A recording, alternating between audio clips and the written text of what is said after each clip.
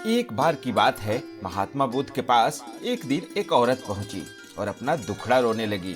महात्मा जी, मेरा पति मुझसे बहुत प्रेम करता था, लेकिन वो जब से युद्ध से लौटा है ठीक से बात तक नहीं करता। युद्ध लोगों के साथ ऐसा ही करता है।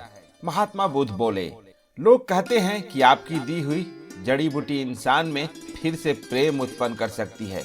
कृपया आप मुझे वो जड़ी बूटी दे दें। महिला ने विनती की। महात्मा बुद्ध ने कुछ सोचा और फिर बोला, देवी, मैं तुम्हें वो जड़ी बूटी जरूर दे देता, लेकिन उसे बनाने के लिए एक ऐसी चीज चाहिए जो मेरे पास नहीं है। आपको क्या चाहिए मुझे बताइए, मैं लेकर आऊंगी।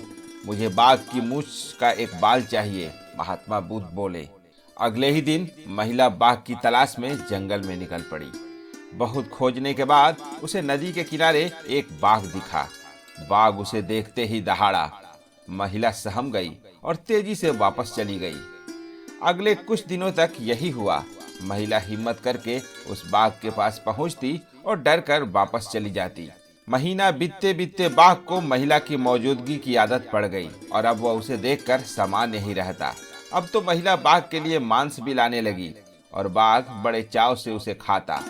उनकी दोस्ती बढ़ने लगी और अब महिला बाघ को थपथपाने भी लगी। और देखते देखते एक दिन वो समय भी आ गया जब उसने हिम्मत दिखाते हुए बाघ की मूंछ का एक बाल भी निकाल लिया। फिर क्या था, वह बिना देरी किए महात्मा बुद्ध के पास पहुंची और बोली, मैं बाल ले आई महात्मा जी। बहुत अच्छे। और ऐसा कहते हुए महात्मा बुद्ध ने बाल को जलती हुई आग में फेंक दिया। अरे ये क्या महात्मा जी, आप नहीं जानते इस बाल को लाने के लिए मैंने कितना प्रयत्न किए और आपने इसे जला दिया। अब मेरी जड़ी बूटी कैसे बनेगी? महिला घबराते हुए बोली। अब तुम्हें किसी जड़ी बूटी की जरूरत नहीं है, महात्मा बुद्ध बोले। जरा सोचो, तुमने बाघ को किस तरह अपने बस में किया। जब एक हिंसक पशु को धैर्य और प्रेम से जीता जा सकता है तो क्या एक इंसान को नहीं?